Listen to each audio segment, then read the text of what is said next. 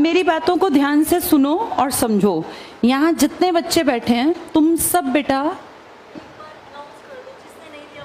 जिसका paper ma'am तक नहीं पहुंचा एक बार खड़े होके अपना पेपर मैम को दे दो बेटा। बाकी सबने दे दिया बॉयज ने? ठीक है ठीक है। अब देखो बोर्ड पर 6 महीने की अपनी जजमेंट तुम खुद करो बेटा। हमें कोई फर्क नहीं पड़ता तुम्हारे कितने नंबर आए, लेकिन ये सच बात है कि हमें टाइम टू टाइम ये पता रहे कि हमने कितना सीखा। जब हम किसी रास्ते पे चल रहे हैं, अब जैसे मान लो तुम यहाँ से कहीं 400 किलोमीटर ट्रेवल कर रहे हो, तो तुमने देखा रास्ते में साइन बोर्ड होते हैं, उस पर लिखा होता है मान लो हमें जाना है अमृतसर सोनीपत से, हरियाणा के शहर से। तो अमृतसर जाएंगे तो रास्ते में तुम देखते हो कि यार अमृतसर तक ये 3-4 बड़े बड़े शहर आएंगे।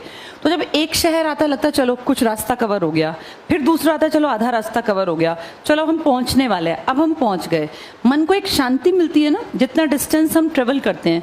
ये पढ़ाई बेटा एक ना ऐसे ट्रैक है, इस ट्रैक पे हमारे पैरामीटर्स होते हैं कि अगर जिस बच्चे ने सितंबर के एग्जाम्स में अच्छा परफॉर्म किया, जिसके अच्छे मार्क्स आए, इसका मतलब उसने इस रास्ते को मज़े से एंजॉय करते हुए कवर कर लिया।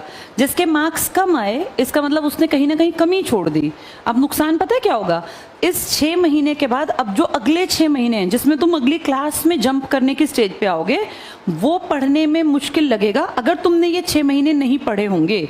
अब तुम्हें कैसे पता चले कि मैंने ठीक काम किया कि नहीं किया? ये पेपर तुम्हें बताएंगे। जिन लोगों के मार्क्स 80 में से 70 प्लस हैं, वो लोग बिल्कुल सही ट्रैक पे हैं बेटा। 70 से ऊपर आने का मतलब आप अपनी तरफ से अच्छी कोशिश कर रहे हो।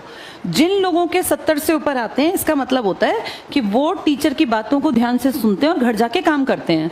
जिन लोगों का स्कोर 65 से 70 के बीच में है, वो भी ठीक हैं, लेकिन उनको थोड़ी और मेहनत करनी चाहिए बेटा। मैं ये बिल्कुल नहीं कह रही 79 लाओ, लेकिन 70 से ऊपर का टारगेट हर एक बच्चे का होना चाहिए। जिनके मार्क्स 60 से कम हैं, 20 नंबर जिन्होंने गवा दिए, वो बेटा एवरेज बच्चे हैं। आज टाइम एवरेज का नहीं है। इतनी ज़्यादा बुरा हाल है बेटा, नौकरी नहीं मिलती, बिजनेस के पैसे नहीं होते। आगे जाके ना 5-10 साल बाद, 10 साल तुम्हें लगने नहीं है। तुम यहाँ जो 9th का बच्चा बैठा है, उसकी उम्र 14 साल अगर हम मान लें, एवरेज 14 साल के ही होते हैं 9th में बच्चे, या हो जाते हैं 2-4 महीने के अंदर। यहाँ से तुम क्या मानते हो कमाने की उम्र कितनी है? 20 के बाद पापा से पैसे नहीं मांगने, ये अपना टारगेट रखो। 20 के बाद हम अपना इतना कर लें, चाहे हम ट्यूशन पढ़ा के करें, कैसे ही करें, कि हमें यूँ हाथ ना फैलाना पड़े।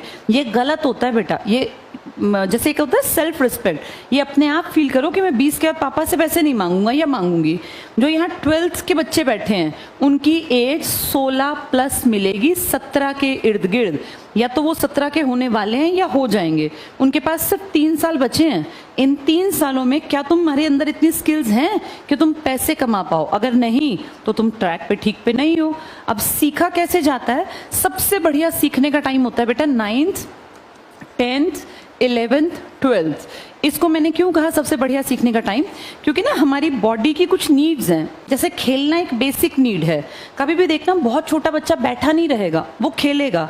एक एज होती है जिसको हम बोलते हैं गैंग एज, जिसमें हम सब लोग अपने ग्रुप्स बनाते हैं। गैंग का मतलब वो नेगेटिव वाला गैंग नहीं, यहाँ गैंग का मतलब ग्रुप, जिसमें हमारे में 7-8 बच्चे होंगे, 10 बच्चे होंगे। तुम ध्यान से देखो और तुम खुद फील करो, जब तुम 7th में 8th में थे तो उस टाइम पे तुम्हारा एक ग्रुप था। तुम लोगों का ग्रुप जो था ना, अपना 7-8 लड़के का, लड़कियों का अपना ग्रुप था। हम उसके अकॉर्डिंग काम करते थे। लेकिन जैसे ही हम 9th में आते हैं ना बेटा, हमारे फ्रेंड्स की संख्या घटने लगती है। और जब तुम 11th 12th में देखोगे तो बहुत बड़े ग्रुप में हम बातचीत तो करते हैं, लेकिन हमारे क्लोज सर्कल के लोग हार्डली 3 या 4 रह जाते हैं। ये नेचुरल प्रोसेस है।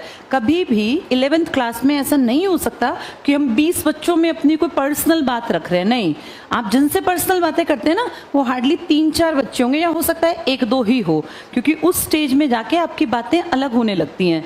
अब आपका खेल धीरे धीरे घटेगा, ये नेचुरल है। आपकी बॉडी की जो मांसपेशियां हैं ना, वो एक हद तक जितनी बढ़नी है वो 9-10 तक मेनली बढ़ जाती हैं। उसके बाद फिर लड़कों की तो हाइट खैर निकलती है 12वीं तक, लेकिन आप देखना खेल में उतना इंटरेस्ट नहीं आता जितने अपने छोटे से ग्रुप में बातचीत करने में। ये बिल्कुल नेचुरल है।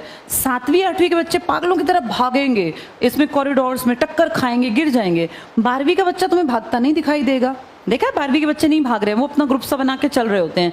ये तुम जिस स्टेज में हो ना बेटा, ये एडोलेसेंस एज है।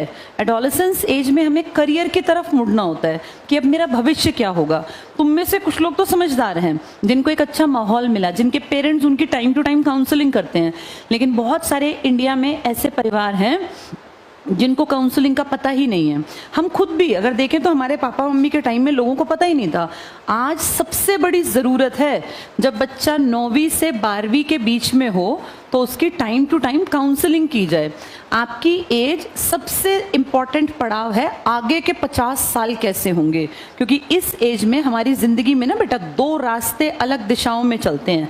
एक रास्ता जाता है पॉजिटिव साइड, जिसमें हम अच्छा ग्रुप बनाते हैं, हम पढ़ाई की बातें करते हैं, करियर की बातें करते हैं, ठीक है, मूवीज़ की बातें भी कर सकते हैं, मज़े की बातें भी कर सकते हैं, हंस भी सकते हैं, सब काम कर सकते हैं, लेकिन हमारा फोकस रहे करियर पर, अपनी अच्छी लाइफ पर। कुछ लोग बेटा 9th क्लास से एक नेगेटिव रास्ता पकड़ते हैं, पेरेंट्स की बिल्कुल नहीं सुनेंगे, पेरेंट्स जो कहेंगे सीधा उल्टा बोलेंगे, टीचर्स कहेंगे तो भी उल्टा बोलेंगे, अपना ग्रुप ऐसा चुनेंगे जो ना पढ़ता होगा ना लिखता होगा, जिसको ना कोई करियर से मतलब।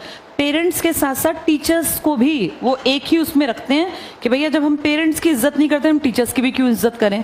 ये हर क्लास में मिलेंगे 9th के बाद से। अपने आप को जज करो, तुम इस प्लस वाले में हो या माइनस वाले में। अगर तुम हो प्लस वाले में तो तुम अच्छे पलड़े में हो बेटा, तुम बढ़िया तरीके से अपनी ज़िंदगी सेट कर लोगे। और अगर तुम्हारे यार दोस्त इस तरह के हैं जो नेगेटिव, ये खुद फील करना है अपनी आत्मा से, अगर तुम्हारे यार दोस्त गलत तरह की बातें करते हैं, इस तरह की बातें जिनसे कभी आज तक कोई अच्छा नहीं बना, तो अपने आप को जज करना कि मैं गलत रास्ते पे हूँ। कोई कभी भी अपना रास्ता बदल सकता है जब वो शुरुआत में है।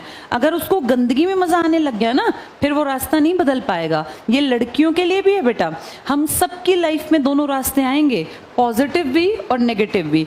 ये हमारा पर्सनल टेस्ट है कि हम किस तरफ मुड़े। एक बात ध्यान रखना, जो लोग नेगेटिव रास्ते पे चलते हैं उन्हें अभी पता नहीं चलता कि हमारा क्या होगा। तुम लोग जिस उम्र में हो ना बेटा, हमारे खुद के बच्चे, हम सब टीचर्स के बच्चे भी तुम्हारी उम्र के ही हैं। हमने तुमसे दुगनी जिंदगी से भी ज़्यादा टाइम देख लिया, और हमने ये देखा, हमारे पेरेंट्स ने भी हमें ये बातें बताई थी कि जो लोग गलत रास्ता पकड़ते हैं, ये कुछ साल तो गुजरते हैं उनके ठीक, उन्हें लगता है हम दादा टाइप के लोग हैं, सब हमसे डरते हैं, लेकिन रियलिटी ये है बेटा, अगले 40 साल उनके तबाह हो जाते हैं। ये दोस्त जो इस टाइम पे आपको गलत रास्ता दिखाते हैं ना, ये जिंदगी में कहीं नहीं खड़े होंगे आपके साथ। अच्छे दोस्त खड़े मिलेंगे कहीं, तुम में से कोई IAS लग गया, कोई टीचर लग गया, कोई आर्किटेक्ट बन गया, कोई कहीं सरकारी नौकरी में चला गया, तो क्या होगा, कभी मिलेंगे, अच्छा यार क्या कर रहा है, यार मैं उस पैकेज पे हूँ, मेरी वाइफ जो है टीचर है, मैं जो है कॉरपोरेट सेक्टर में अच्छी पोस्ट पे पहुँच गया, हमारा एक बेटा है एक बेटी है, वो किसी अच्छे स्कूल में बताया कि फलां स्कूल में विदेश में जाके पढ़ रहे हैं। ये जो चीज़ें ना बेटा सर्कल की, ये आज से 20 साल बाद 10 साल बाद तुम फील करोगे कि यार जिस ग्रुप में मैं था, मैंने गलत रास्ता चुना। कोई अंडे की रेहड़ी लगाए मिलेगा इन्हीं लोगों में से, कोई यहाँ पे मजदूरी करता मिलेगा, या कोई शराब के नशे में इतना पीता होगा कि 2-4 साल में उसका लीवर गल के वो मर जाएगा। ये हमारे समाज का अंग पहले भी था, आज भी है। तुम्हारे पिताजी के साथ के कुछ लोग शराब इतनी पीते हैं कि वो कुछ सालों में मर जाते हैं। कई बार सुना है ना कि पिताजी शराब पीते पीते इतना बॉडी उनका फेल कर गए ऑर्गन्स। कई लोग तुम्हारे पिताजी के साथ के थे जो अच्छे निकल गए, मेहनत की। अब तुम भी उसी स्टेज पे हो।